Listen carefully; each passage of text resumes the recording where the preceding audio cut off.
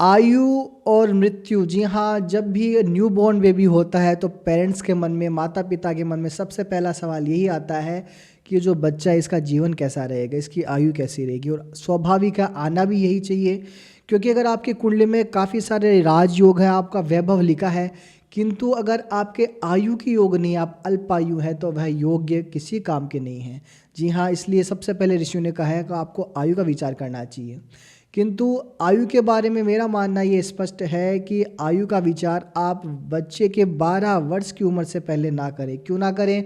क्योंकि 12 वर्ष तक के जो बच्चे होते हैं उनकी जो मृत्यु के योग हैं वह उनके माता पिता जो हैं उनके पाप कर्मों के कारण भी उनकी मृत्यु हो जाती है। जी हाँ, सही सुन रहे हैं आप। 1 वर्ष से लेकर 4 वर्ष तक अगर किसी बच्चे की मृत्यु होती है तो समझना चाहिए कि उसके मृत्यु के जो पीछे हैं उसकी माता के जो पाप कर्म उसका भी कारण रह सकता है। 4 से लेकर के 8 वर्ष तक के पिता के पापों के कारण उसकी मृत्यु हो सकती है। और 8 से लेकर के 12 वर्ष तक अगर किसी बच्चे की मृत्यु होती है तो समझना चाहिए कि उस बच्चे के जो पूर्व जन्म के पाप अर्जित किए हुए हैं उनके कारण वह अल्पायु को प्राप्त हुआ है। जी हाँ, इसके अलावा अब हम बात करते हैं मृत्यु के योगों की।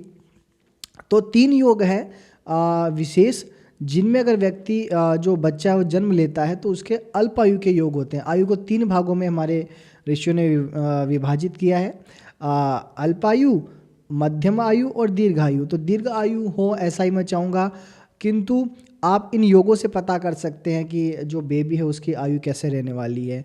3 योग हैं मृत्यु के अल्पायु के, कौन कौन से हैं?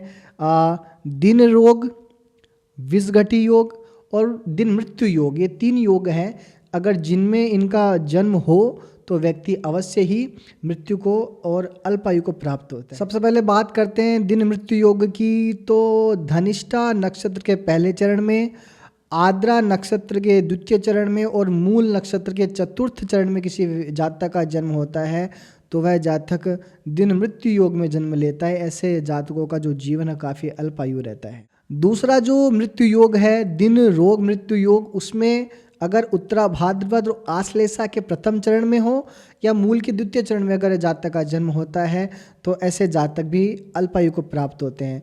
दिन रोग और दिन मृत्यु योग दोनों सिमिलर हैं। अब यहाँ पे ध्यान देने वाली बात यह भी हम आपको बता दूं, अगर जातक का जन्म रात्रि में हुआ है तो इन दोषों से उसको मुक्ति मिल जाती है, तब ये दोष नहीं लगते, क्योंकि आप नाम से समझ पा रहे होंगे दिन के मृत्यु के योग है। तीसरा जो योग बनता है मृत्यु का अल्पायु के लिए विशेषकर, वो बनता है विषघटी योग। जी हाँ, ये सबसे महत्वपूर्ण है।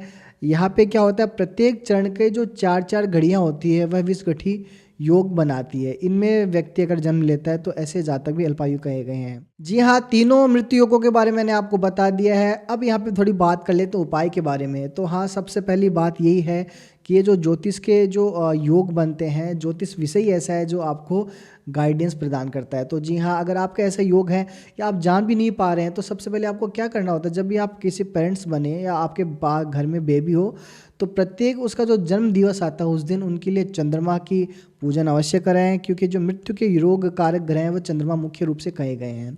तो जब भी उसको 12 साल तक का जब बच्चे का जन्म का जो जीवन का समय है तब पर्यंत तक आप उनके लिए हवन पूजा उनके जन्मदिन में अवश्य कराते रहें। उसको आयु वृद्धि पूजा अपन कहते हैं।